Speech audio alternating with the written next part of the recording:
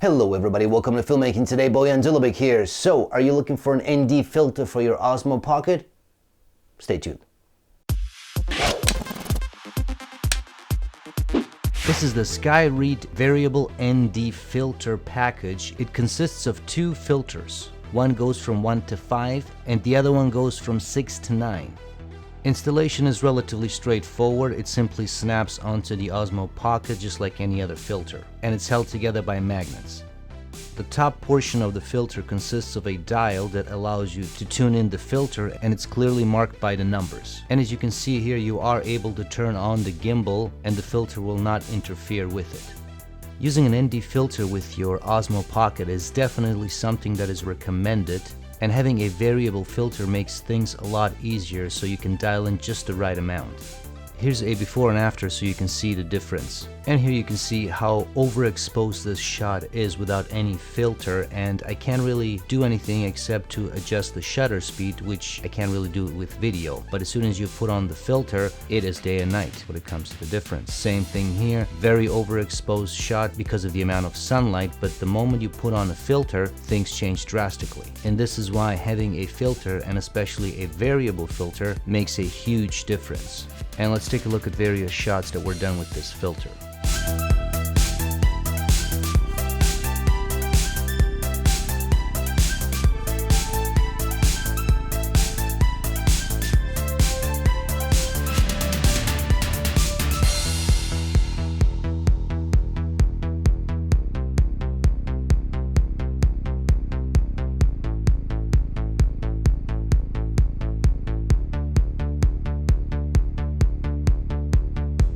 There's one problem with this kit. If you use one of the filters and you go all the way up to 5, the shot might be underexposed like it is here. But then if you use the other filter and you start at 6, it might be slightly overexposed. Now that's not the end of the world, because you can always fix it in post, like I did here. I took the slightly overexposed one and just tweaked it a bit and it still looks fine, but that is something to keep in mind. So that's it guys, I hope you enjoyed this video. As you can see, this filter or this kit of filters is pretty awesome. It comes in very handy. I've said this before in my other videos related to ND filters for the Osmo Pocket. You need to have them. It's very simple. Because you have the fixed aperture, you really can't make a lot of adjustments when it comes to video. When it comes to photos, you have more leeway. But when it comes to video, the only thing you can adjust is the shutter speed if there's too much light coming in. And once you start messing with that, the image is not going to look good. If you crank it up too high, if you go, 200-300 shutter speed, it's just going to be too sharp. It's not going to look good. So you need ND filters. Having variable ones is awesome because you can dial it in. So I love it. I didn't notice any decrease in quality, any problems with sharpness or anything like that. So to me, it looks great. For sure. There's a few things, a couple of things that one has to keep in mind. So one thing is the fact that because of how small the Osmo Pocket is, the filters are extremely tiny. I mean, you know this, if you use any kind of filters on the Osmo Pocket, they're very tiny.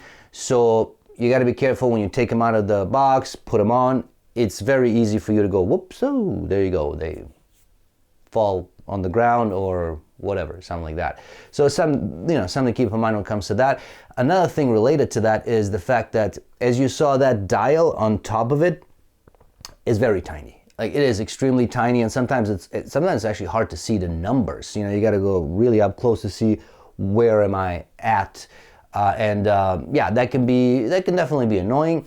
And another thing related to that is, when you start adjusting the wheel, right, you're definitely going to move the gimbal, right? It is what it is. It's going to move. So if you have your shot set up, and then you want to put the filter on, it might slightly move, right? So put the filter on first, make the adjustments, whatever you need, and then frame your shot. As you saw, you can leave it on. You can turn the gimbal on and off. It's not going to interfere with it. It's it's low profile, so you're not going to have to worry about that. So that's good. The other thing that I mentioned in the video, and I don't know why, but because you have two filters, so one goes up to 5 and then the other one starts at 6, at least I had that problem on this specific day. Most of my shots were kind of in this in-between, right? So I would put on the 1 to 5, I would go up to 5, and it was underexposed, right? I just needed just a little bit of a boost, or just a little bit more light. So, okay, I put on the 6, start at 6, and it's too much light. So obviously somewhere in between that I don't have access to, that was a sweet spot, right? Now, this isn't gonna happen every time. Obviously, this is dependent on the sun, blah, blah, blah. But it is something to keep in mind. This could be a pain in the butt, right? Obviously, I was able to, make that work, and you probably will too. But again, something to keep in mind. So, I think that's it. Aside from that, it is a great little package. I definitely recommend this to anyone who owns an Osmo Pocket, because having individual filters like I have as well, man, that can get tiring. Okay, you got to change them, put them on, blah, blah, blah. Variable ones are just so much more convenient. So that's it, guys. Links to everything you saw here will be in the description, so check those out. If you enjoyed this video, hit the like button, subscribe to this channel, tell your friends, all that good stuff. And stay tuned for more. Thanks.